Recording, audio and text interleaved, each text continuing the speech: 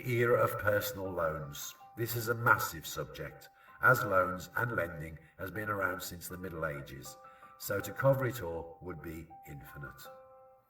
Suffice to say, bank loans have been around for hundreds of years and have slowly closed their doors to more and more borrowers who they deem to be at bad risk. And even overdraft facilities are closed to those in the same situation.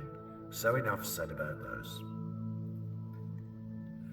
Doorstep loans, Shopper Check, Provident, have been around since the 1880s.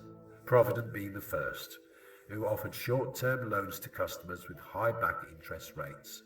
A similar style of lending was introduced in 1977 by Cattles, later to become Shopper Check in 1990.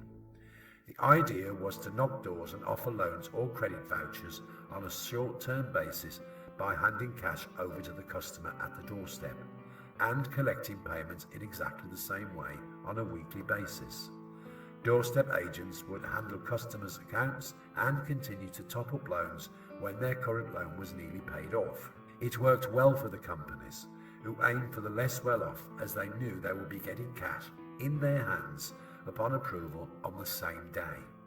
Many families got into uncontrollable debt with this type of lending, with some refusing to answer the door to agents when requesting repayments, and they encountered debt collectors or received court judgments against their names.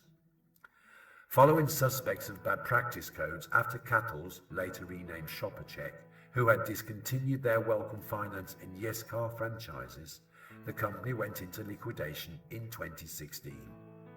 They were unlisted from the stock exchange following dodgy signatures on financial documents. Welcome Finance and Yes Car Finance was a short-term loan company ran by Cattles. It is also a thing of the past. Payday loans. This type of lending goes back to 1985 in the UK, which mainly began in a chain of pawnbrokers such as H&T. And even though pawnbroking has been around for centuries, the idea of a short-term payday type of loan stemmed from these outlets.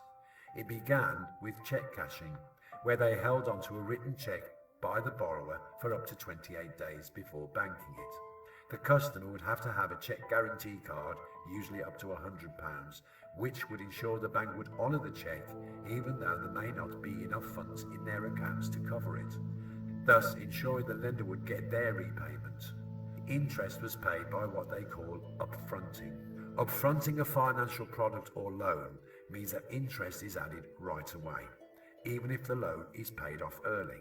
So for example, if you borrow £100 and the interest is £15, you would have an immediate debt of £115 payable, no matter how quickly it was repaid, as opposed to most loans that incur interest over time, allowing an early resettlement to save you paying as much interest.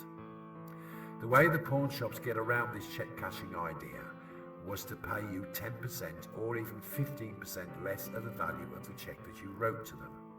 In simple terms, you write them a check for £100. You post-date that check for up to 28 days before they can submit it to the bank. You get £85 in cash from them. Banks were not happy with this type of lending and changed legislation of the check guarantee scheme.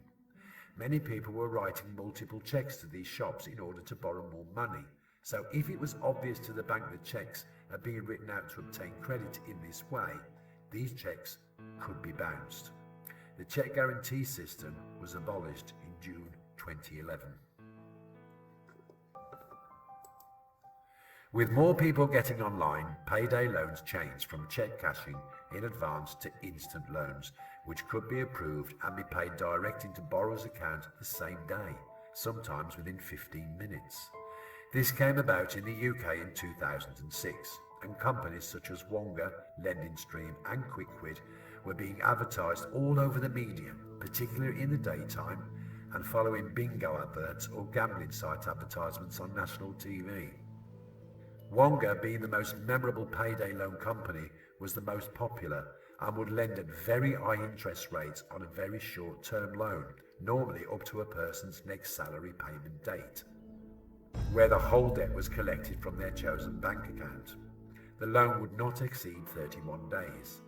This loan could be renewed every month by just paying the interest and keep the loan amount to roll over for up to 3 months. Later, payday loans were increased to up to several months, taking allotted payments from the borrower, finally settling it within the timescale. The problem was that the loans were too easy to get, even for those who would today fail affordability checks. And moreover, the interest was a massive typical APR, which could run up to over 1,500%. For example, borrowing £100 over 2 weeks mean that you would pay back £113 in full. This doesn't sound much, but people were borrowing up to £1,000 over 3 months. At this rate, £1,000 over 3 months would realise a debt of £2,001.32 with this type of interest rate.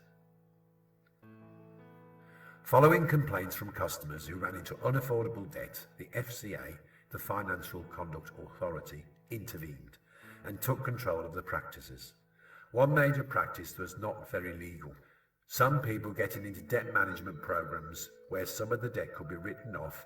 Many payday lenders informed the customers that their loans were exempt from such schemes, including IVAs, individual voluntary arrangements. This was simply not true. The payday loan was increasing debt, and more people had no choice but to file for bankruptcy.